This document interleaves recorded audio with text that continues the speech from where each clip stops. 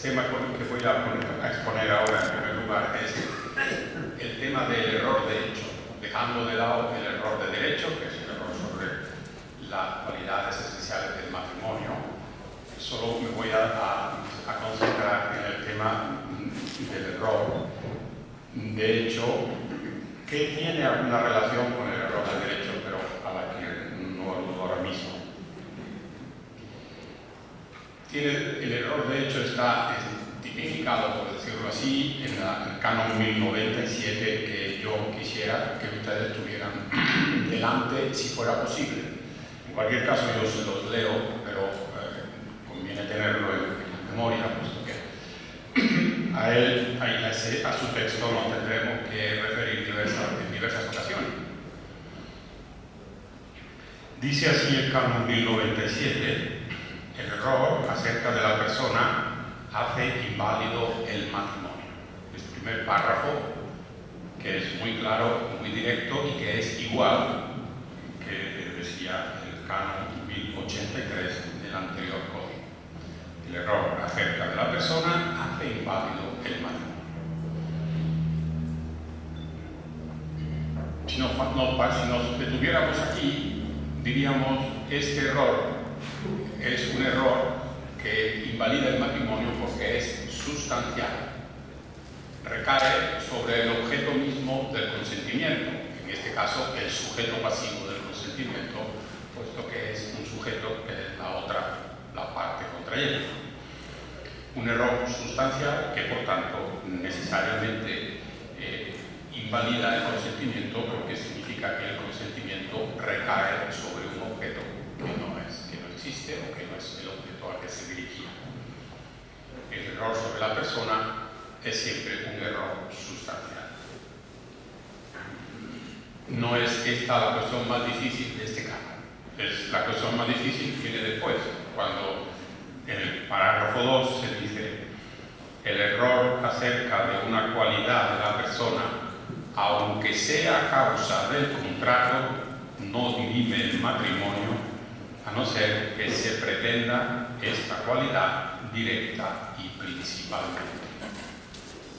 Todos ustedes saben bien que esta es una novedad del código vigente, que no existía, al menos con esta formulación, en el código de 1917.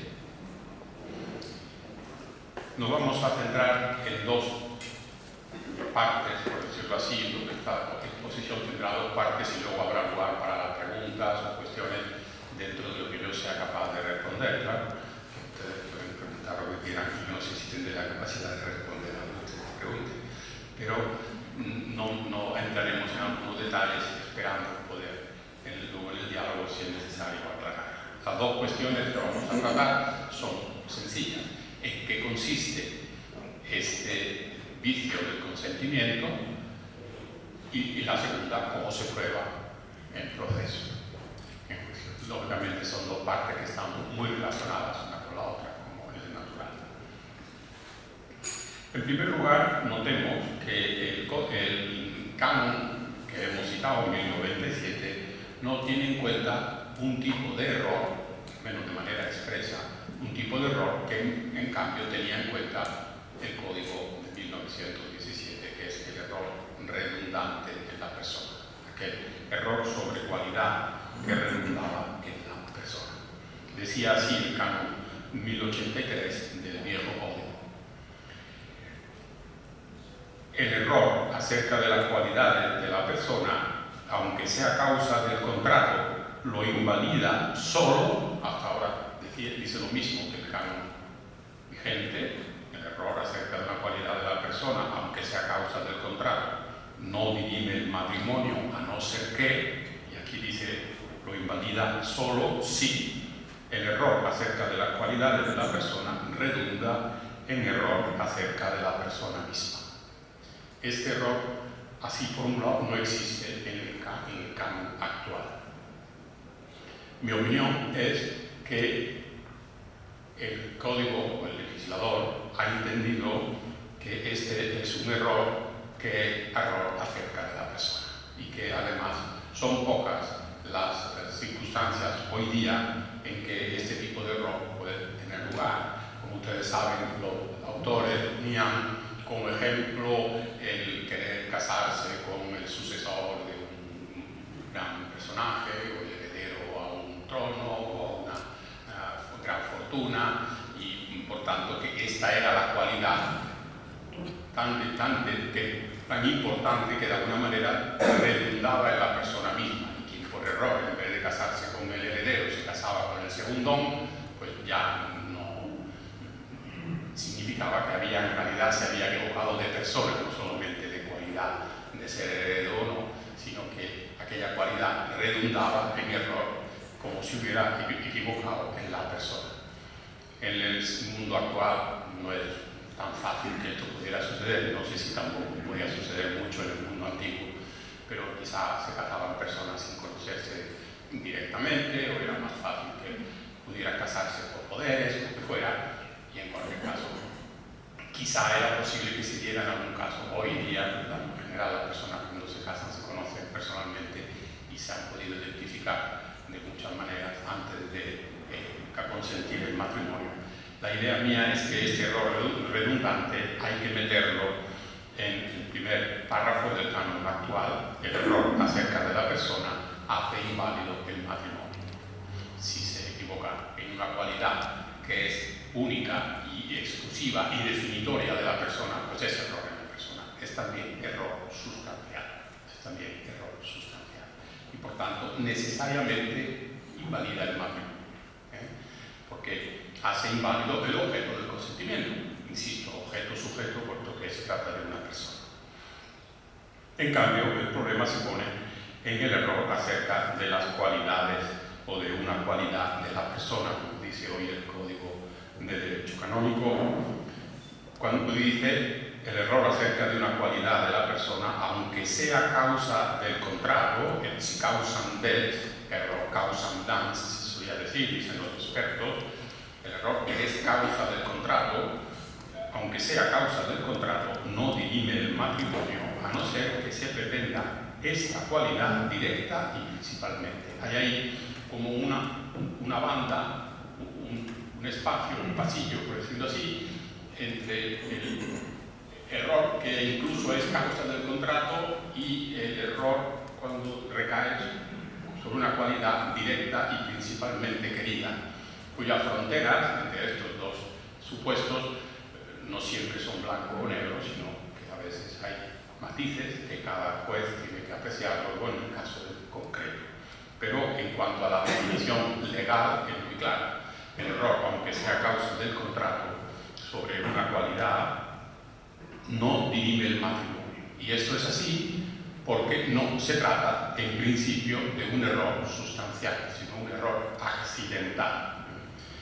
Y por tanto, no se puede entender que, por eso es vicia el objeto del consentimiento, por sí mismo. ¿Por qué es así? La primera afirmación que se puede decir de por qué es así es porque las personas se casan con las personas, no se casan con sus cualidades. Y por tanto, el error acerca de estas cualidades, incluso aunque sea el motivo, causan dans, significa motivo, error en los motivos por los que una persona se casa con otra o la elige, y entre otras muchas, como única persona objeto de su consentimiento, no se identifica con el consentimiento matrimonial. Son las cualidades, las dotes, los bienes, los modos de ser que una persona descubre en otra que la hacen decidirse a casarse con ella, y otra cosa es la persona en sí misma, y por tanto una cosa son los motivos para casarse y otra cosa es el consentimiento matrimonial, que de esos motivos se originan, pero que en cierto sentido es independiente de las motivaciones por las que uno se casa. En el proceso de formación del consentimiento, los motivos tienen una importancia grande, ciertamente, pero los motivos podrían no resultar necesariamente verdaderos y, sin embargo, haber llevado a la persona a expresar un consentimiento ciertamente verdadero, real, un consentimiento matrimonial, a quererse casar. Por Por tanto, no se entiende que en sí mismo el error en la cualidad en principio sea un error sustancial, sino que en principio por sí es accidental, en lo que equivaldría a lo que antes se llamaba, o en otros aspectos del error de derecho, se llama error simple. Error simple, error que no es relevante en sí mismo, podríamos decir, no es relevante casarse con error y ni siquiera es relevante en principio casarse por error, sino que, por decirlo así, el error invalidante sería aquel error en la cualidad que por el modo de querer esa cualidad directa y principalmente, dice el código, convierte ese querer y esa cualidad en objeto del consentimiento y por tanto deviene sustancial. Lo que en principio el legislador entiende que es accidental, la intención particular con la que se desea o se quiere esa cualidad hace que el error sobre ella se haga sustancial y entonces sí invalidaría el consentimiento, viciaría y invalidaría el matrimonio. Y estas son las características de este error sobre la cualidad, que es una cualidad que viene a ser objeto de una intención particular y preferente, podríamos decir, o principal, pero de una intención particular. Entonces, esto es lo que de alguna manera constituye, no de alguna manera, sino en realidad constituye el error en la cualidad relevante.